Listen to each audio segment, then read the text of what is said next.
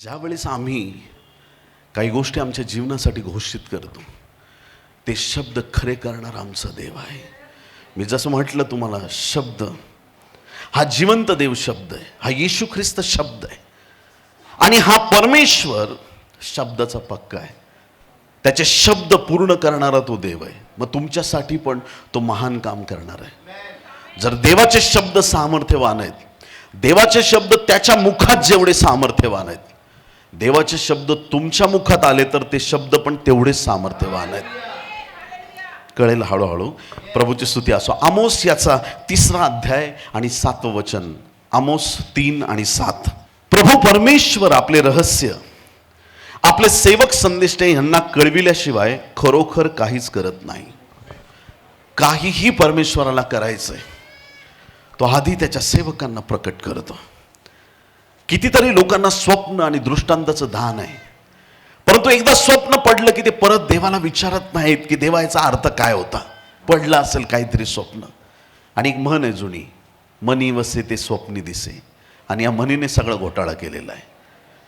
कधी हा विचार करू नका की मी माझ्या मनचं बघत आहे. ज्या देवाची तुम्ही सेवा करतो तो स्वप्न आणि दृष्टांताद्वारे बोलणारा देव आहे. तुम्ही रात्री झोपता पण तुमचा देव झोपत नाही. इस्रायलाच्या रक्षकाला झोप लागत नाही, तो ढोलकी घेत नाही.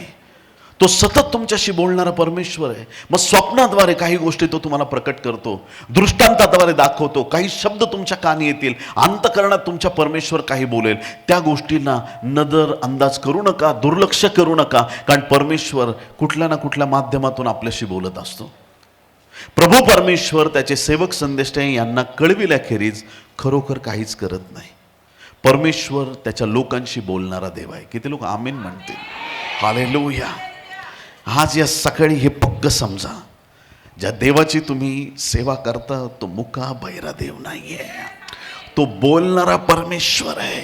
ज्या देवाने तुम्हाला मुख दिलं बोलण्यासाठी, तो स्वतः सुद्धा बोलणारा परमेश्वर आहे. तो बोलतो, तो आपली भेट घेतो आणि त्याच्या महान गोष्टी, गुप्त आणि गहन गोष्टी त्याच्या लोकांना तो प्रकट करत असतो. आमेन. मला वाटतं साधारणतः 2 वर्षापूर्वी पनवेल या ठिकाणी असेच एक कॉन्फरन्स आम्ही आयोजित केलं होतं. आणि आयोजन जेव्हा आपण करतो त्यावेळेस काय धावपळ असते हे पाळक लोकांना इथं माहिती आहे. जेव्हा आपण स्वतः काही आयोजित करतो, वचन जाऊन सांगणं खूप सोपं आहे. तुम्ही ऐकताय का चर्च? पाहुण्यासारखं यायचं, हॉटेलवर राहायचं, वचनाचा वेळ झाला संदेश द्यायचा आणि निघायचं, हे खूप सोपं आहे. पण आयोजन करणं, तू कुठं आहेस रे बाबा, ती पिशवी कुठं ठेवली, ते सामान आणले की नाही, लोक येऊन बसले, ते कुठं आहे, तो साऊंडवाला कुठं, हे कुठं, ह्या धावपळी असतात. आमची पण अशी धावपळ चालली होती पनवेलच्या कॉन्फरन्सची. आणि बघता बघता बघता कॉन्फरन्सचा दिवस जवळ आला आणि मला देवबापाने दर्शन देऊन दाखवलं की एका व्यक्तीला इलेक्ट्रिक शॉक लागलाय. इतका बेकार शॉक लागलाय, खूप मोठी गडबड झाली. मला देवाने दाखवलं. आता करायचं काय? तिथं जे आमचं सगळे पाहणारे होते, सॅम्युएल पास्टर, त्यांना फोन केला. म्हटलं, पास्टर, प्रभूने मला असं असं दाखवलंय, कुणाला तरी शॉक लागतोय. नाही नाही नाही, ही जागा एवढी चांगली आहे, ही जागा एवढी भुल्ल जागा चांगली आहे, देव पण त्याच्यापेक्षा चांगला आहे. हालेलुया. देवाने मला दाखवलंय असं असं झालंय. ते म्हटलं मी चेक करतो. त्यांना म्हटलं आजच बघा, लवकर बघा, लोक येण्याच्या आत बघा काय प्रॉब्लेम आहे. आणि मग ते त्या ठिकाणी गेले आणि त्यांनी बघितलं की एक जागा होती त्या कॅम्पसमध्ये, सगळ्या वायरी ओपन होत्या. तिथं काहीतरी सैताना, मला जे दर्शनात दिसलं बरोबर ती जागा तिथं होती आणि त्या प्रकारच्या गोष्टी तिथं होत्या. त्यांनी वायरमॅनला बोलवलं, सगळा प्रॉब्लेम सॉर्ट आऊट करून घेतला. त्यांनी मला फोटो पाठवले. त्यांनी सांगितलं की पास्टर, आपला देव जिवंत परमेश्वर आहे. त्यांनी बरोबर तुम्हाला दाखवलं. काहीतरी घडलं असतं इथं, पण परमेश्वराने तुम्हाला बरोबर दाखवलं. कॉन्फरन्स झालं, कुणाला शॉक लागला नाही. तुम्ही ऐकताय? तुम्हाला अडखळणं दिसणार नाही असं नाही, पण तुमच्या प्रार्थनेच्या द्वारे, तुम्ही घेतलेल्या ॲक्शनच्या द्वारे, तुम्ही देवावर दाखवलेल्या विश्वासाच्या द्वारे येणाऱ्या काळातली संकट तुम्ही आधीच कॅन्सल करून टाकाल. प्रॉफिटिक गिफ्ट खूप महत्वाचं आहे. देव आपल्याशी बोलला पाहिजे. हालेलुया. देव किती प्रकारे बोलतो, कसा कसा बोलतो?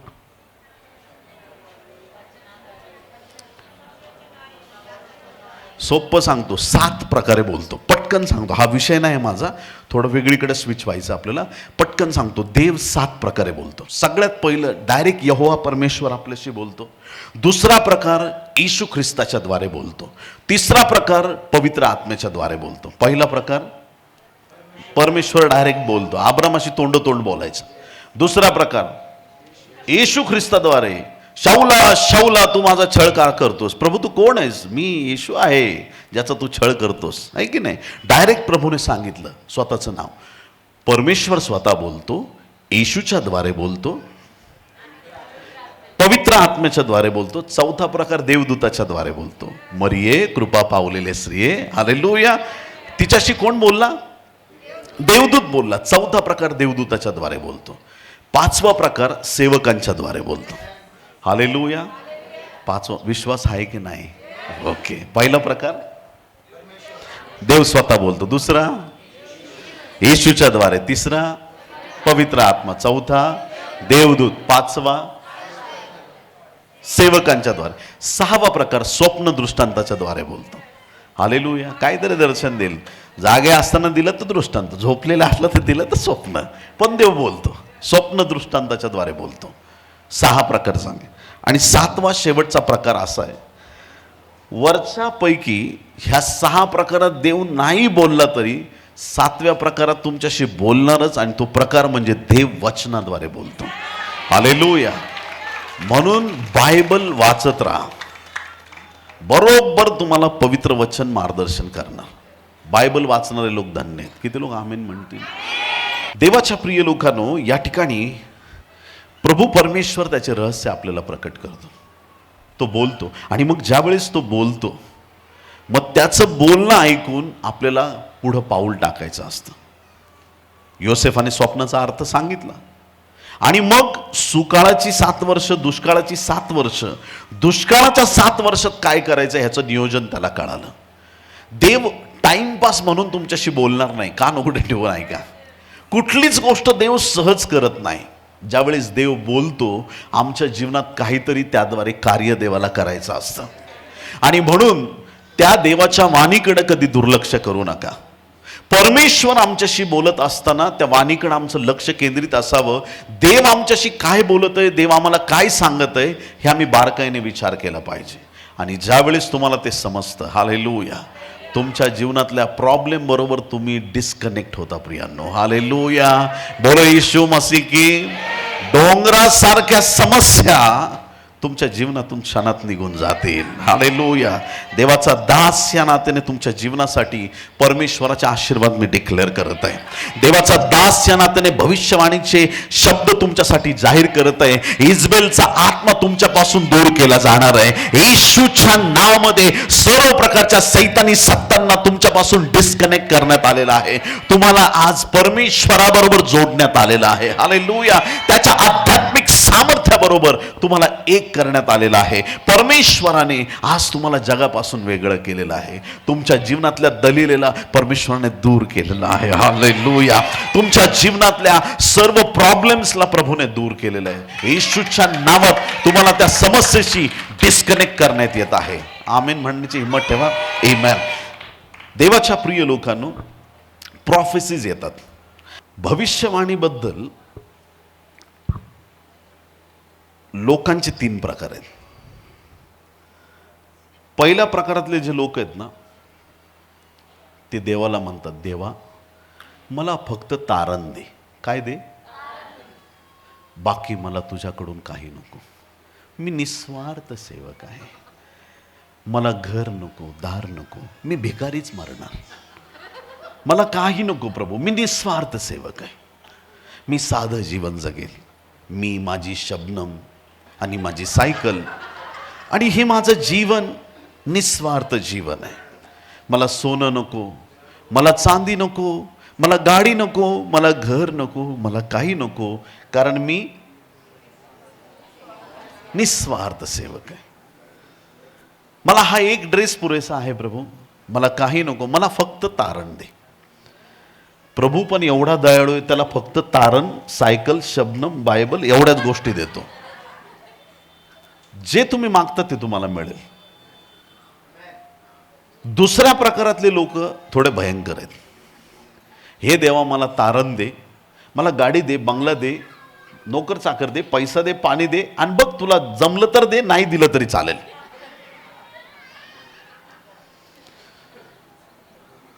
द्यायचं तर दे, नाही तर नको देऊ.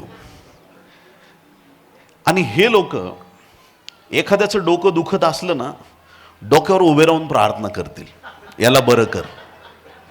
कळते तुम्हाला? खूप प्रार्थना करतील, हे प्रभू या माझ्या भावाचं सकाळपासून डोकं दुखतंय, याला आत्ता बरं कर, असं कर तसं कर, रडून प्रार्थना करतील. आणि तेच जर सिरियस पेशंट असला ना आयसीयूतला, हे प्रभू जर तुझी इच्छा असेल तर माझ्या या भावाला आरोग्य दे, जर तुझी इच्छा नसेल तर बघ आता तूच काय करायचंय ते. तुमच्यासाठी खणलेला खड्डा वेस्ट जाईल. हॅलो, तुमच्यासाठी बनवलेली पेटी वेस्ट जाईल.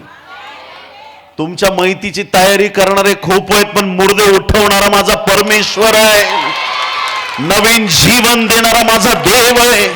तुमचं वाईट चित्तणाऱ्यांची इच्छा पूर्ण होणार नाही. माझ्या देवाने जे ठरवलंय ते तुमच्यासाठी घडणार आहे. माझ्या प्रभूने जे आशीर्वाद तुमच्यासाठी राखून ठेवले आज ते तुमच्या जीवनाकडे येत आहेत.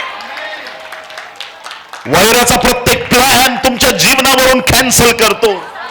तुमचा गल्लत खाली पडणार येशूच्या नावात मी डिक्लेअर करतो. परमेश्वर तुम्हाला पुच्छ नव्हे, तो तुम्हाला मस्तक बनवणार आहे. तो तुम्हाला मागे नव्हे, तो तुम्हाला पुढे ठेवणार आहे. कारण माझ्या देवाची दया सनातन आहे. माझा देव कृपा करणारा देव आहे. आज त्याचे आशीर्वाद तुमच्या जीवनावरती उतरलेले आहेत. हालेलुया. पहिला प्रकार, फक्त तारण दे प्रभू, बस, बाकी मला काही नको. दुसऱ्या प्रकारचे लोक, तारण दे आणि बघ जमलं तर दे बाकीचं. आणि तिसऱ्या प्रकारातले वेडे लोक माझ्यासारखे आहेत. हे प्रभू माझं मी सगळं तुला दिलंय, हालेलुया, आणि तुझं पण तू सगळं मला दिलंय, हालेलुया. मी कॉम्प्रोमाइजचं जीवन नाही जगणार. माझ्या देवाने मला राज्य करण्यासाठी बोलवलेलं आहे. माझ्या देवाने सामर्थ्यवान जीवन जगण्यासाठी मला बोलवलेलं आहे. मी दारिद्र्यात नाही जगणार, कारण त्याच्या दारिद्र्याने मी धनवान झालो. मी गरिबीत नाही मारणार, त्याच्या दारिद्र्याने मी धनवान झालो. स्वर्गाची सगळी संपत्ती त्याने माझ्या नावावर केलेली आहे. मी आशीर्वादित आहे. मी गरीब दीनदरिद्री कंगाल नाही. ज्याचा देव येशू ख्रिस्त आहे तो गरीब असू शकत नाही. त्याने मला आध्यात्मिक सामर्थ्याने भरलेलं आहे. Praise the Lord. दिसायला आम्ही कसेही दिसू, फाटके तुटके कपडे असले तरी टेन्शन घ्यायचं नाही. आतमधला आत्मा महत्वाचा आहे. जे आत्मिक जीवनात प्रबळ आहेत ते संपन्न आहेत, ते आशीर्वादित आहेत, ते जीवनावरती घोषणा करतात. ते तिसऱ्या प्रकारातले लोक प्रभूकडून आशीर्वाद प्राप्त करतात. ते देवाशी बोलतात, भविष्यवाण्यांचा स्वीकार करतात आणि त्यांचं जीवन असाधारण बनतं. प्रियांनो, असाधारण. ज्यावेळेस भविष्यवाणी तुमच्याकडे येते तुम्ही ती स्वीकारता का, हे महत्वाचं आहे. किती लोक आमीन म्हणते? हालेलुया. ती भविष्यवाणी स्वीकारता का, की तुम्ही म्हणता मला फक्त तारण पाहिजे, मला बाकी काही नको, मला बाकी इतर काही नको. देवाने त्याच्या भांडारात सगळे आशीर्वाद राखून ठेवलेत. तुमचा जसा विश्वास आहे तसं तुम्हाला प्राप्त होईल. हालेलुया. तुम्ही म्हणालात फक्त तारणच पाहिजे, तारणाच्या पुढं काही नको, तुम्हाला फक्त तारण मिळेल. तुम्ही म्हणाल देवा तुला द्यायचं तर दे, नाही दिलं तरी चालेल, तुम्हाला मिळेल किंवा मिळणार नाही याची शाश्वती नाही. पण ज्या वेळेस तुम्ही म्हणता की प्रभू मला आध्यात्मिक कृपादानांनी परिपूर्ण कर, स्वर्गातून तुमच्यावर वर्षाव होईल. हालेलुया. तुमच्या जीवनावरती देवाच्या बरकतीचा हात येईल. पुरून उरणारे आशीर्वाद तुमच्याकडे येतील. तुमच्या जीवनात कशाची वाण पडणार नाही. देणारा तयार आहे, घेणारे तयार आहेत का? देणारा तयार आहे मी म्हटलं. हालेलुया. देणारा तयार आहे, घेणारे तयार आहेत का? मत्तई याचा 10वा अध्याय 41 वचन, मत्तई 10:41. संदेष्टाला संदेष्टा म्हणून जो स्वीकारतो त्याला संदेष्टाचे प्रतिफळ मिळते, आणि नीतिमानाला नीतिमान म्हणून जो स्वीकारतो त्याला नीतिमानाचे प्रतिफळ मिळते. संदेष्टाला संदेष्टा म्हणून जो स्वीकारतो त्याला संदेष्टाचे प्रतिफळ प्राप्त होते. ज्यावेळेस आम्ही एखाद्या गोष्टीचा स्वीकार करतो, त्या गोष्टी स्वीकारल्यानंतर आमच्या जीवनात अद्भुत आणि महान गोष्टी घडतात. प्रियांनो, स्वीकार करणं ही खूप महत्त्वाची गोष्ट आहे. भविष्यवाण्या पूर्ण होण्यासाठी 3 महत्त्वाच्या गोष्टी आहेत. सगळ्यात पहिली महत्त्वाची गोष्ट, जी भविष्यवाणी आलेली आहे तिच्यावर विश्वास ठेवा. आमीन. भविष्यवाणी आली, तुम्ही म्हणाल की मला विश्वास नाही, ती भविष्यवाणी तुमच्यासाठी पूर्ण होणार नाही. संदेष्टाला तुम्ही संदेष्टा म्हणून स्वीकारलं नाहीये, हा त्याचा अर्थ आहे. ज्यावेळेस तुमच्यासाठी एखादा शब्द देवापासून प्राप्त होतो, ज्यावेळेस देव तुमच्याशी बोलतो, त्यावेळेस ती भविष्यवाणी किंवा ते शब्द पूर्ण होण्यासाठी सगळ्यात पहिली गोष्ट तुम्हाला त्या भविष्यवाणीवरती विश्वास ठेवावा लागेल. सारा हसली, मुलगा होईल तुला. अगं बाई, ह्या वयात सुरुवातच तिथून केली. जेव्हा एखादी भविष्यवाणी तुमच्याकडे येते, सगळ्यात पहिलं काम त्या भविष्यवाणीवरती विश्वास ठेवला पाहिजे. लूक याचा पहिला अध्याय 43, 44, 45 ऐका. लूक 1:43 ते 45. माझ्या प्रभूच्या मातेने माझ्याकडे यावे, हा मान मला कोठून?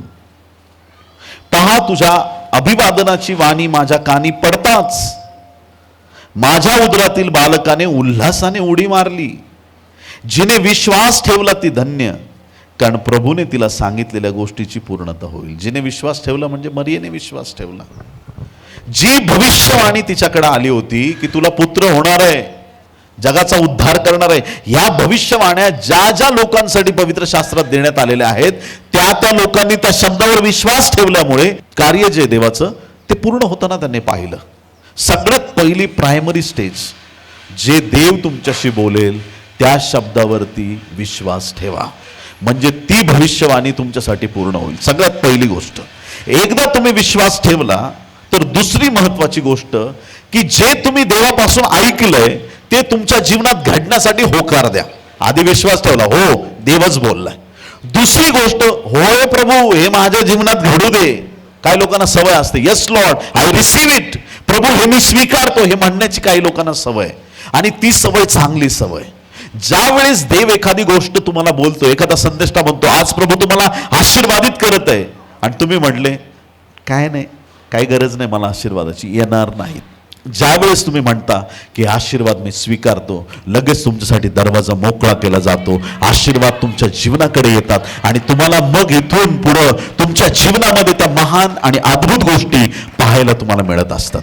प्रभू त्याद्वारे महान आणि अद्भुत गोष्टी तुमच्या जीवनात करायला सुरुवात करतो. पहिली गोष्ट, भविष्यवाणीवरती विश्वास ठेवा. दुसरी गोष्ट, जी भविष्यवाणी झालेली आहे, पटकन म्हणायला उशीर लावू नका, होय प्रभू हे माझ्या जीवनात घडू दे. आमीन. कधी काही सेवक लोक, सेविका, कुणी पण तुम्हाला निगेटिव्ह भविष्यवाणी करतील, त्यावेळेस म्हणू नका होऊ दे. त्यावेळेस म्हणा, हे शब्द येशूच्या नावात मी रद्द करतो. कोणीच सिस्टर आणि पास्टर माझ्या देवापेक्षा मोठे नाहीत. हालेलुया. देवाने आम्हाला इकडं पण अधिकार दिलाय, आणि सैतानाच्या शक्तीवर पण अधिकार दिलेला आहे. ते रात्रभर बसून प्लॅन करतील, तुमच्या एका शब्दात ते प्लॅन कॅन्सल होतील. हालेलुया. तुमच्या वैराचे प्लॅन करण्याचं सामर्थ्य देवाने तुमच्यावरती ओतलेलं आहे. हालेलुया. त्याच्यामुळे ह्या अंधश्रद्धेत अडकू नका. तर देवाच्या प्रिय लोकांनो, पहिली गोष्ट भविष्यवाणीवर विश्वास ठेवा. आपण सुरुवात कुठून केली?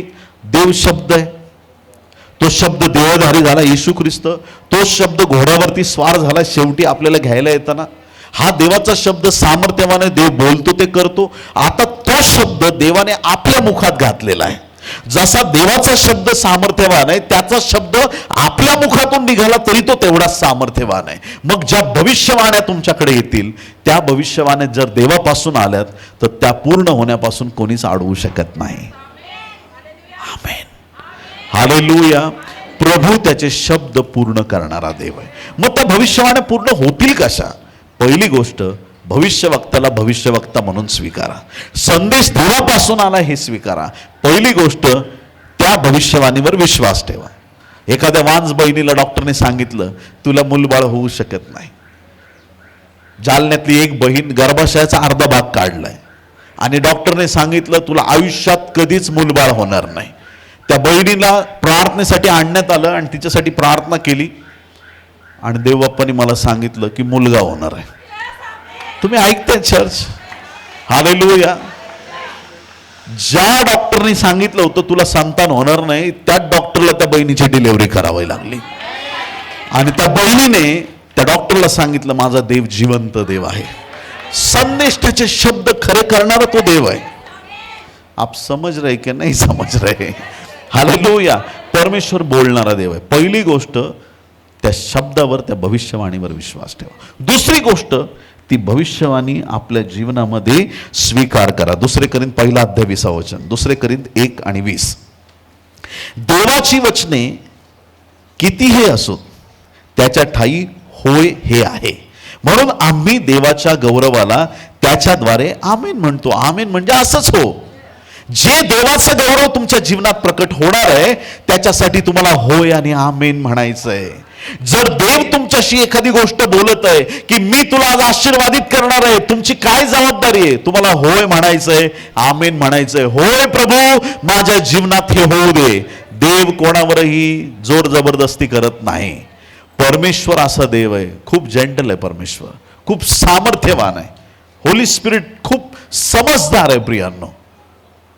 तो माणसासारखा नाहीये, तो पवित्र आहे, तो सामर्थ्यवान आहे. जे तो बोलेल त्या गोष्टी तुम्ही स्वीकारल्याशिवाय तुमच्या जीवनात तो करणार नाही.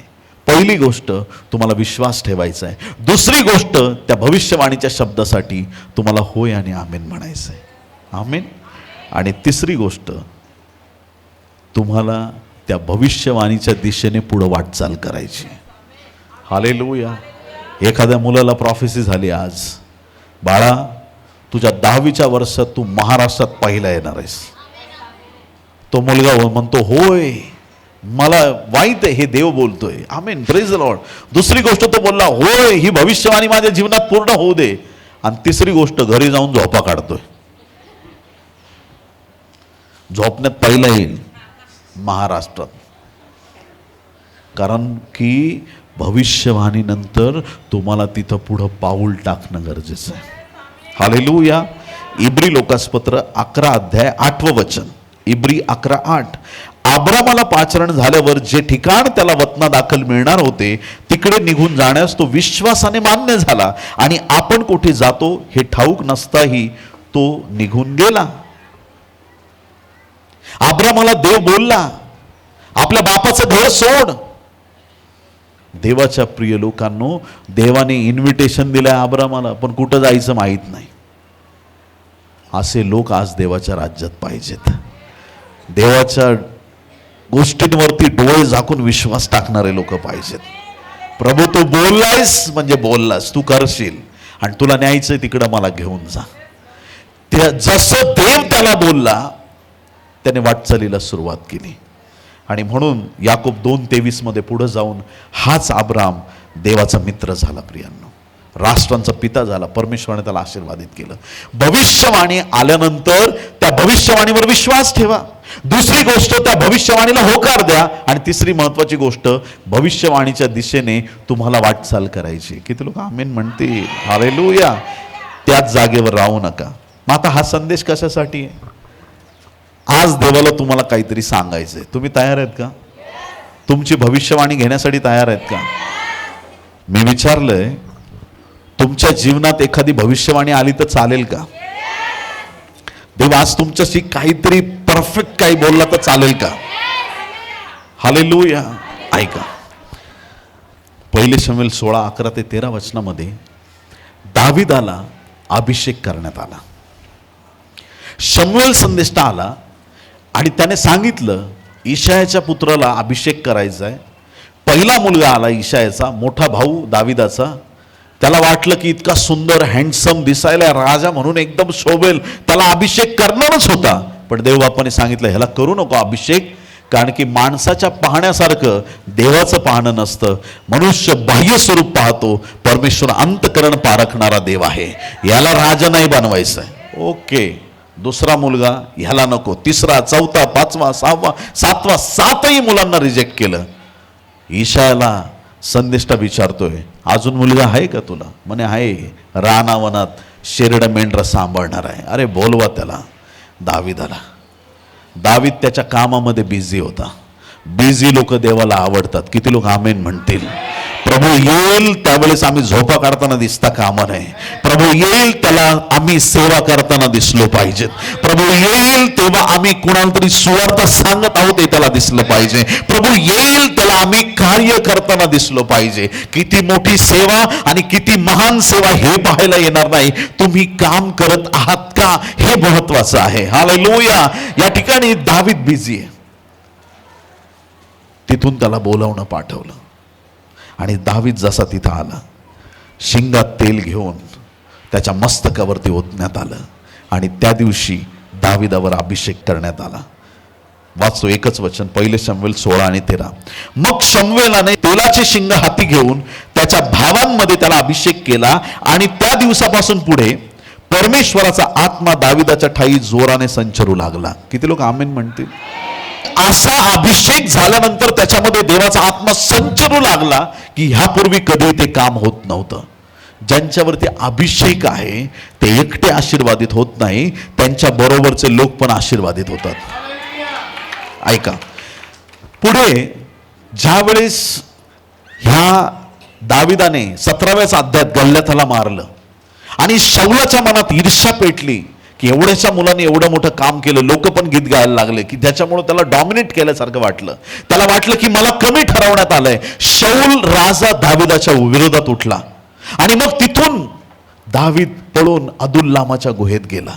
आणि ज्यावेळेस तो तिथं गेला, ऐका, 1 शमूएल 22 अध्याय 1 आणि 2 वचन. 1 शमूएल 22 अध्याय 1 आणि 2 वचन. दावीद तेथून निसटून निघाला आणि अदुल्लामाच्या गुहेत गेला. हे ऐकून त्याचे भाऊ व त्याच्या बापाची घरची सर्व माणसे त्या गुहेत त्याच्याकडे गेली. दावीदाला भेटायला लोक गेले. का? कारण आता राजा त्याला मारणार आहे. त्याच्या घरचे, त्याचा बाप आणि सगळे नातेवाईक त्याला भेटायला त्या गुहेमध्ये गेले. आणि पुढे बायबल सांगते, दुसरं वचन, विपन्न. सगळ्यांनी म्हणा विपन्न. संपन्न च्या विरुद्ध असलेला शब्द विपन्न. सगळ्यांनी म्हणा विपन्न. संपन्न म्हणजे सगळं काही आहे, विपन्न म्हणजे दरिद्री. विपन्न. दुसरी गोष्ट कर्जबाजारी. सगळ्यांनी म्हणा कर्जबाजारी. आणि तिसरं या ठिकाणी सांगितलंय जीवाला त्रासलेले. म्हणा जीवाला त्रासलेले. विपन्न, कर्जबाजारी, जीवाला त्रासलेले. काय अस्तित्व आहे या लोकांचं? हे लोक विपन्न, कर्जबाजारी व जीवाला त्रासलेले असे सर्व लोक त्याच्या जवळ जमा झाले. दाविदाजवळ जमा झाले. तो त्यांचा नायक झाला. सुमारे 400 पुरुष त्याच्या जवळ आले. दाविदाने त्याच्या जवळ आलेले लोक महान योद्धे नव्हते, ते श्रीमंत धनवान नव्हते, ते काही मोठे लोक नव्हते. दाविदावर अभिषेक आहे आणि त्याच्या जवळ जमलेले लोक कर्जबाजारी, विपन्न, जीवाला त्रासलेले, जगाने धिक्कारलेले, टाकलेले लोक त्याच्या भोवती जमा झाले. परंतु ही सुरुवात होती आणि पुढे जाऊन हेच कर्जबाजारी, विपन्न लोक दाविदाचे महान योद्धे बनले. प्रियांनो, हालेलुया. काय कारण आहे? दाविदाचा अभिषेक सामर्थ्यवान आहे. दाविदावर ज्या देवाचा हात आला होता त्या सामर्थ्याद्वारे दाविदाच्या आजूबाजूचे लोक आशीर्वादित झालेले आहेत. दाविदाच्या संगती असलेले लोक आशीर्वादित झालेले आहेत. तुम्ही कोणत्या देवाच्या दासाच्या संगतीमध्ये आहात हे जास्त महत्वाचं आहे. हालेलुया. Praise the Lord. बोलो येशू मसीह की. देवाच्या प्रिय लोकांनो, जे दाविदाकडे होतं ते त्याच्या बरोबरच्या लोकांवरती सामर्थ्य उतरलं. जो दाविदावर अभिषेक आहे तो त्याला एकट्याला संपन्न करणारा नव्हता, त्याच्या बरोबरच्या लोकांना पण तो संपन्न करणारा होता. हालेलुया. बोलो येशू मसीह की. आज नंतर मंडळी एक मोठी भरारी मारणार आहे. प्रियांनो, आज नंतर तुमचे दुःखाचे दिवस संपलेले आहेत. आज नंतर तो कर्जबाजारी, विपन्नतेचा आत्मा तुम्हाला सोडून निघून गेलेला आहे. आज नंतर तुमची वनवन संपलेली आहे. परमेश्वर तुम्हाला पुच्छ नव्हे, तुम्हाला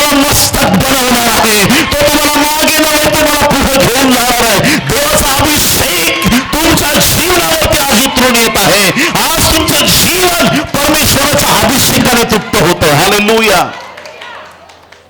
जे दाविदाकडे आहे ते त्याच्या लोकांवरती आलं.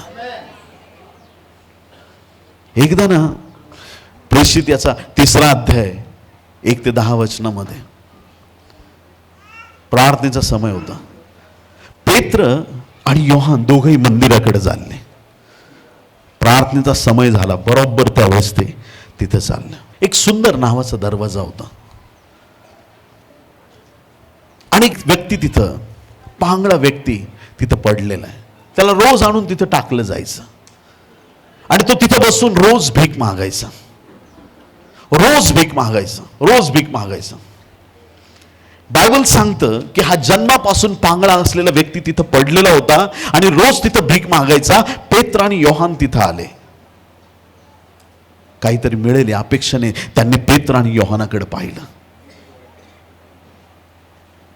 पेत्र म्हणतो आमच्याकडे निरखून पहा. त्याला वाटलं आता आज काहीतरी मिळणार आहे मला. पुढच्या वाक्यात पेत्र त्याला म्हणत आहे 6व्या वचनात, 3रा अध्याय 6वं वचन, प्रेषित 3:6, माझ्याजवळ सोने रुपे काही नाही. हालेलुया. म्हणा, माझ्याजवळ सोने रुपे काही नाही. हालेलुया. माझ्याजवळ सोने रुपे काही नाही. पेत्र एका गरीबाला सांगते, तो गरीब अपेक्षेने पाहतोय, सोने रुपे काही नाही. ह्या जगात सोने रुपे ह्यांच्यापेक्षा काहीतरी मूल्यवान आहे, ते माझ्याकडे आहे. हालेलुया. सोन्यापेक्षा, 52 कशी सोन्यापेक्षा इष्ट जी गोष्ट आहे ती माझ्याकडे आहे. एक असं नाव माझ्याकडे आहे, जे नाव सर्व नावांपेक्षा श्रेष्ठ नाव आहे. ज्या नावापुढे मुर्दे उठतात, ज्या नावाने महान चमत्कार घडतात, ज्या नावापुढे भूत थरथर कापतात, जे नाव सर्व नावांपेक्षा श्रेष्ठ नाव आहे, ते नाव माझ्याकडे आहे. आणि पेत्राने त्या ठिकाणी देवाच्या प्रिय लोकांनो आज्ञा केली, माझ्याजवळ सोने रुपे काही नाही, पण जे आहे ते तुला देतो. नासुर येशू ख्रिस्ताच्या नावाने चालू लाग. आमेन. हालेलुया. काय पॉवरफुल शब्द आहे.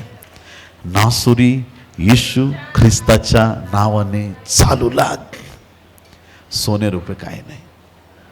तो जो अभिषेक पेंटिकॉस्ट 2ऱ्या अध्यायामध्ये पेत्रावर उतरलेला आहे आणि त्याच्यात जे हिलिंग गिफ्ट, जे सामर्थ्य त्याला प्राप्त झालंय, ते त्याच्यातून वाहायला सुरुवात झाली आहे. हालेलुया. नासुरी येशूच्या नावाने चालू लाग. तो लंगडा भिकारी होता, त्याच्या पायात घोट्यात तात्काळ बळ आले. तात्काळ उडी मारून उभा राहिला, नाचून गाऊन देवाची स्तुती स्तवन करायला लागला आणि फर्स्ट टाइम त्या दिवशी मंदिराच्या आतमध्ये गेला. हालेलुया. Praise the Lord. आजपर्यंत भीक मागणारा होता, आज धनवान झाला. किती लोक आमेन म्हणतील? 2 उदाहरणं, एक जुन्या करारातलं, एक नवीन करारातलं, पुरेसं झालं. किती लोक आमेन म्हणतील? दाविदावर अभिषेक होता, त्या कंगाल लोकांवरती तो उतरला, ते संपन्न झाले. पेत्रावर अभिषेक होता, त्या लंगडा भिकारावरती उतरला, तो अभिषिक्त झाला, धनवान झाला त्या दिवशी. हालेलुया. तो बरा झाला. जर दाविदाचा अभिषेक त्याच्या लोकांना मिळतो, पेत्राचा अभिषेक त्या लंगड्या भिकाराला मिळतो, मग येशूचा अभिषेक आम्हाला का नाही मिळणार? तुम्ही ऐकताय मी काय म्हणतो? आता काही लोकांना समजे ना, येशूचा अभिषेक आपल्याला कशाला पाहिजे. एलिया स्वर्गाला गेला, आलिशा म्हटलं दुप्पट अभिषेक पाहिजे. मला वर जाताना बघितलं तर मिळेल तुला, दुर्घट गोष्टी मागतो मी, जाताना दिसलो तर हो मिळेल. वरती गेला, बघितलं आणि झगा खाली पडला. आलिशाने झगा उचलून घेतला. एलियाचा झगा आलिशाला मिळाला, येशूचा झगा मंडळीला मिळाला. मस्तक येशू ख्रिस्त आहे, शरीर मंडळी आहे. मस्तकातून रक्त काढलं ना, त्याचा ब्लड ग्रुप आणि हातातून काढलेल्याचा रक्तगट एकच असतो, कारण एकच रक्त अख्ख्या शरीरात आहे. मंडळीत जे रक्त वाहते ते येशूच रक्त आहे. जे सामर्थ्य मंडळीकडे आहे ते सामर्थ्य येशूचं आहे. प्रियांनो, त्या ख्रिस्ताने त्याचा अभिषेक देऊन आपल्याला आशीर्वादित केला. स्वर्गाचा एकच वारसदार होता, प्रभू येशू ख्रिस्त. इब्री 1 अध्याय 2 वचन, इब्री 1 आणि 2. तो ह्या काळाच्या शेवटी पुत्राच्या द्वारे आपल्याशी बोलला आहे. त्याने त्याला सर्व गोष्टीचा वारस करून ठेवले आणि त्याच्याद्वारे त्याने विश्व निर्माण केले. वारस. देवाने जगावर एवढी प्रीती केली, त्याने आपला, देवाला किती पुत्र? एकच पुत्र. वारसदार एकच पुत्र. स्वर्गात जाण्याचा मार्ग एकच आहे प्रियांनो, एकमेव वारसदार. पण ज्यावेळेस ख्रिस्त वधस्तंभावरती मेला, एक विशेष गोष्ट घडली. ऐकताय तुम्ही चर्च? बायबलचं वचन सांगतं जोपर्यंत पृथ्वी आहे तोपर्यंत पेरणी आणि कापणी होत राहणार. हे शेत वगैरे आहेत ना, जोपर्यंत पृथ्वी आहे तोपर्यंत पेरणी कापणीचा सिद्धांत कोणी बंद करू शकणार नाही. पेरलं जाईल, उगवलं जाईल. आणि हा सिद्धांत कोणी तयार केलाय? देवाने तयार केला. देवाला माहिती पेरल्यावर उगवतं. देवाकडे एकच पुत्र होता, त्याने तो पेरला ह्या जगात आमच्यासाठी. हालेलुया. असा पेरला की ख्रिस्त वधस्तंभावरती मारला गेला, तो जमिनीत गाडला गेला. याचा अर्थ तो पेरला गेला, पुनरुत्थित झाला. आता देव नाही म्हणू शकत मला एकच पुत्र आहे. योहान 1 अध्याय 12 वचनाप्रमाणे त्याच्यावर विश्वास ठेवणारे त्याचे पुत्र आणि कन्या झालेले आहेत. देवाला एक पुत्र नाही, हे सगळे देवाचे पुत्र आणि कन्या आहेत. Hallelujah, praise the Lord. म्हणजे याचा अर्थ काय प्रियांनो? वाचूया आपण रोमकरसपत्र 8 अध्याय 17 वचन. आणि जर मुले आहोत तर वारसही आहोत. किती लोक आमेन म्हणतील? तुम्ही देवाची मुलं आहेत?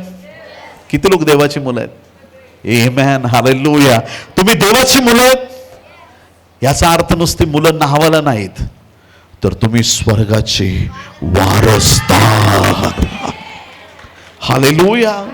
कुठले वारसदार? स्वर्गाचे वारसदार, देवाचे वारसदार. मग ह्या जगात भांडण तंटे करायचं सोडून द्या. माझ्या वाटेला घर नाही आलं आणि माझ्या वाटेला जमीन नाही आली.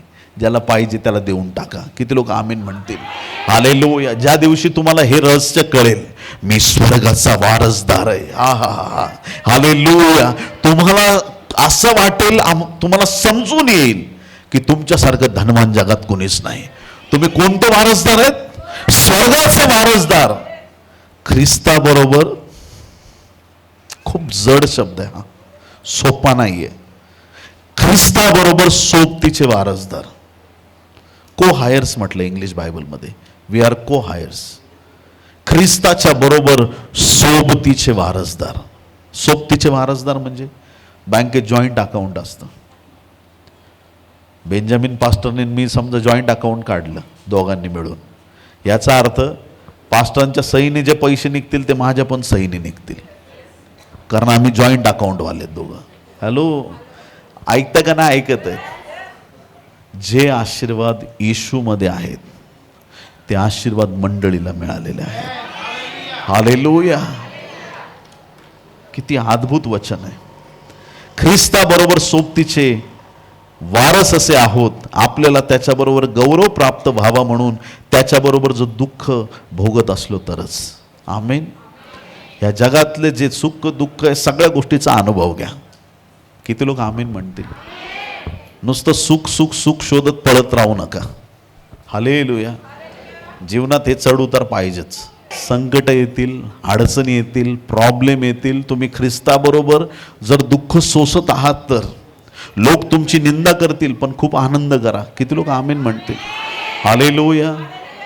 खूप आनंद करा, देवाचं गौरव करा. जेवढी निंदा होईल देव तुम्हाला तेवढं उंच करणार आहे. हालेलुया. लोकांनी विरोध केल्याचा अर्थ घाबरून जायचं नाही. विरोध झाला तर अजून डबल पॉवरनी सेवा करायची. परमेश्वराने आपल्याला निवडलंय. आपली निवड जगातून नाहीये. देवाने आपल्याला ख्रिस्ताबरोबरचे वारस असं नेमलेलं आहे. जे काही प्रभूचं आहे ते सगळं आता आपलं आहे. हालेलुया. Praise the Lord. सगळं आपल्याला परमेश्वराने दिलेलं आहे. याकोब 2 अध्याय 5 वचन. याकोब 2 आणि 5. माझ्या प्रिय बंधूंनो ऐका, लोकदृष्टीने जे दरिद्री आहेत त्यांना विश्वासा संबंधाने धनवान होण्यास लोकांच्या दृष्टीने जे दरिद्री आहेत त्यांना विश्वासाबद्दल धनवान करण्यास आणि जे राज्य देवाने आपल्यावर प्रीती करणाऱ्यांना देऊ केले त्याचे वारस होण्यास त्याने निवडले आहे की नाही. आमेन, हालेलुया. जगाच्या दृष्टीने तुम्ही दरिद्री कंगाल दिसत असाल, परंतु मुळात तुम्ही दीन दरिद्री कंगाल नाही. देवाने तुम्हाला आशीर्वादित केलंय कारण तुम्ही स्वर्गाचे वारसदार आहात. हालेलुया. बोले येशू मसीह की. देव शब्दाचा पक्का आहे, तो त्याच्या शब्दाचा पक्का आहे आणि भविष्यवक्त्याच्या मुखातून निघालेल्या शब्दाचा पण तो पक्का आहे. देव त्याच्या लोकांचे शब्द खरे करणारा देव आहे. जो अभिषेक दाविदावर होता कर्जबाजारी आणि विपन्न लोकांवरती आला. जो अभिषेक पेत्रावरती होता तो अभिषेक त्या व्यक्तीवर आला जो आजारात होता आणि जो व्यक्ती दरिद्री होता त्या लंगड्या भिकाऱ्यावरती आला. आज आमच्याकडं दाविदाचं आणि पेत्राचं नाही, आमच्याकडे डायरेक्ट येशू ख्रिस्ताचा अभिषेक आलेला आहे. आमच्यावर देवाचं सामर्थ्य आलेलं आहे. आम्हाला एलियाचा अभिषेक नाहीये, आम्हाला प्रभू येशू ख्रिस्ताचा अभिषेक आहे. प्रभूने आम्हाला निवडलंय आणि म्हणून आम्ही आज स्वर्ग राज्याचे वारसदार आहेत. तुमची गरज कुठून पूर्ण होणार? माणसाकडे हात पसरणं बंद करा. परमेश्वर तुम्हाला आज नंतर घेणारं नाही, देणारं बनवणार आहे. आज नंतर तुमची संपन्नता कशानेच थांबणार नाही प्रियांनो. आध्यात्मिक कृपादानात परमेश्वर तुम्हाला प्रबळ करेल. हालेलुया. बोलो येशू मसीह की. बायबलच्या वचनाच्या सामर्थ्याने देव तुम्हाला भरेल. तुमच्या जीवनात कुठल्या गोष्टीची वाढ नसणार. तुमचं जीवन देवाच्या सामर्थ्यात परिपूर्ण होत जाईल. इफिस 2 अध्याय 19 वचन. तर ह्यावरून तुम्ही आतापासून परके व उपरे नाहीत पण पवित्र जनांच्या बरोबरीचे नागरिक व देवाच्या घरचे आहात. हालेलुया. देवाच्या घरचे. फिलिप्पी 3:20 प्रमाणे आपलं नागरिकत्व स्वर्गीय आहे. प्रभूने आशीर्वादित केलेलं आहे. बोलो येशू मसीह की. जुना करार असा होता, हन्नाला नवरा किती पट द्यायचा? पन्निन्नाला 1 दिलं तर हन्नाला दुप्पट वाटा. जे पण हन्नाला मिळेल, पन्निन्नाला 1 साडी घेतली, हन्नाला जे पण पन्निन्नाला मिळेल त्याच्या दुप्पट तिला मिळायचं. का? कारण तिला संतान नव्हतं, निराश राहायची, मला मूलबाळ नाही, मला तिला दुप्पट. एलियाचा अभिषेक आलिशाला किती पट मिळाला? दुप्पट मिळाला. पण संत पौल कुठंच प्रार्थना करत नाही, हे देवा मला दुप्पट अभिषेक दे. ऐकलं मी काय बोललो? नव्या करारात दुप्पट आणि चौपटचा विषय संपलेला आहे. तुम्ही ऐकताय का? मग आपल्याला किती मिळणार? दुप्पट मिळेल, चौपट मिळेल. काय लिहिलंय वचनामध्ये? इफिसकरास पत्र 1 अध्याय आणि 3 वचन. नव्या करारात पेत्राने नाही, कुठल्याच सेवकाने दुप्पट आणि चौपट अभिषेक मागितलेला नाही. नवीन करारामध्ये आम्हाला काय देण्यात आलंय? इफिस 1 अध्याय आणि 3 वचनामध्ये आपल्या प्रभू येशू ख्रिस्ताचा देव व पिता धन्यवादित असो, त्याने स्वर्गातील सर्व आध्यात्मिक आशीर्वाद देऊन आपल्याला ख्रिस्तामध्ये आशीर्वादित केले आहे. हालेलुया. आम्हाला किती आशीर्वाद दिले? 50%, 80%. किती आशीर्वाद दिले? सगळ्यांनी म्हणा सर्व आशीर्वाद. स्वर्गातले किती आशीर्वाद? आणि आमचे लोक 100 रुपयासाठी रडत बसलेत. हे प्रभू, लाईट बिल भरायचं आहे, 1800 रुपये दे, कुठून 2000 दे प्रभू, असं झालं प्रभू. अरे राष्ट्र वतना दाखल माग, तो तुला देणारा परमेश्वर आहे. हालेलुया. तो तुला आशीर्वादित करणारा देव आहे. त्याने तुला स्वर्गातले सगळे आशीर्वाद दिलेले आहे. आज नंतर तू पुच्छ नाही, तू मस्तक बनणार आहे. आज नंतर तू मागे नाही, तू पुढे राहणार आहे. तुझी सेवा परमेश्वर फलद्रूप करणार आहे. जेव्हा तू उभा राहशील, तुझ्या मुखातून तुझा देव बोलणार आहे. ज्यावेळी तू चालशील, तू नाही चालणार, पवित्र आत्मा तुझ्यामधून चालणार आहे. जेव्हा तू स्पर्श करशील रोगाला, तू नाही करणार, तुझा देव तुझ्यामधून स्पर्श करणार आहे. ही सेवा तुझी नाही, ही सेवा तुझ्या देवाची आहे. तुला यशस्वी करणारा देव तुझ्या बरोबर आहे. आज नंतर तो तुला संपन्न करणार आहे. आध्यात्मिक कृपादानाने भरणार आहे, तुला अभिषेकाने भरणार आहे, तुला पवित्र आत्म्याच्या सामर्थ्याने भरणार आहे. जगातल्या गोष्टी मिळवत न मिळवत, पण स्वर्गाचा तू वारसदार आहे. देवाने तुला धनवानांचा धनवान केलेला आहे. देवाने तुला बरकत देऊन आशीर्वादित केलेला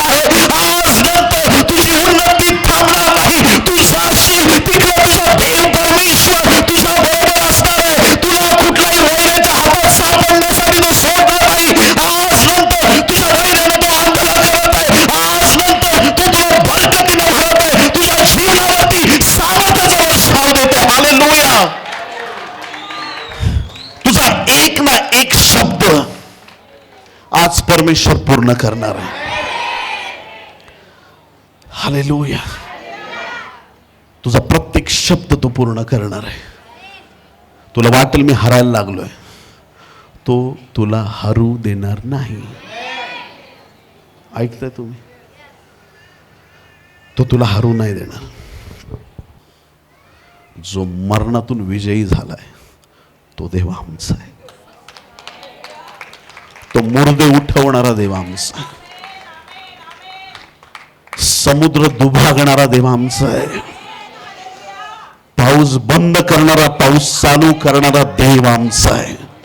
अद्भुत चिन्ह आणि चमत्कार करणारा देव आमचा आहे. हालेलुया. शुष्क आस्तीच्या खोऱ्यामध्ये संजीवित करून त्यांच्यामध्ये सैन्य उभा करणारा देव आमचा देव आहे. स्वर्ग सोडून पृथ्वीवर आला तो देव आमचा आहे. जो क्रूसावरती मारला गेला, जो गाडला गेला, तिसऱ्या दिवशी मरणातून विजयी झाला, तो देव आमचा देव आहे. हालेलुया. त्या विजयी देवाचे आम्ही लोक आहोत. माझ्या प्रभूने कधीच कॉम्प्रोमाइज केलं नाही. तुम्ही पण कॉम्प्रोमाइज करू नका. किती लोक आमेन म्हणणार आहेत? कोणत्या अडचणी घेऊन तुम्ही आज आलात देवाकडं?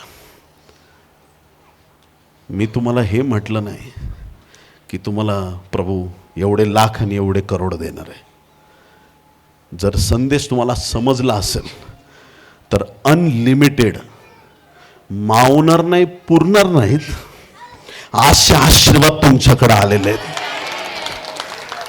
इतकं भरभरून देईल ना, तुमचे आशीर्वाद ओसंडून वाहतील. तुमच्या जीवनात गरज हा शब्द राहणार नाही. मला ह्याची गरज आहे. प्रभू तुम्हाला भरभरून देणार आहे. कारण माझ्या देवाने तुम्हाला स्वर्गाचे वारसदार केलंय. माझ्या देवाने तुम्हाला स्वर्गाचे वारसदार केलेलं आहे. माझ्या प्रभूने तुम्हाला स्वर्गाचे वारसदार केले. देवाचा दास या नात्याने ज्या कानांपर्यंत हा आवाज जात आहे, तुम्हाला मी भविष्यवाणीचे शब्द देत आहे. आज नंतर तुमच्या बरकतीला सुरुवात झालेली आहे. आज नंतर तुमच्या आशीर्वादांना सुरुवात झालेली आहे. ज्यांचे लग्न जमत नव्हते, आज नंतर तुम्ही बघाल देव काय करतोय ते. ज्यांना संतान नाही, तुम्ही पाहणार आहेत आज नंतर तुमचे आशीर्वाद. तुमच्या लेकराला तुम्ही उराशी धरणार आहेत. आज नंतर तुमच्या आशीर्वादांची सुरुवात झालेली आहे. कारण तुम्ही देवाचा शब्द स्वीकारलेला आहे. देवाचा दास या नात्याने डिक्लेअर करतो, तुमच्या वैऱ्यांना तुम्ही शोधाल, तुम्हाला सापडणार नाहीत. परमेश्वर त्यांना तुमच्या दृष्टी आड करणार आहे. आज नंतर प्रभूचा अभिषेक तुमच्या जीवनावर आलाय.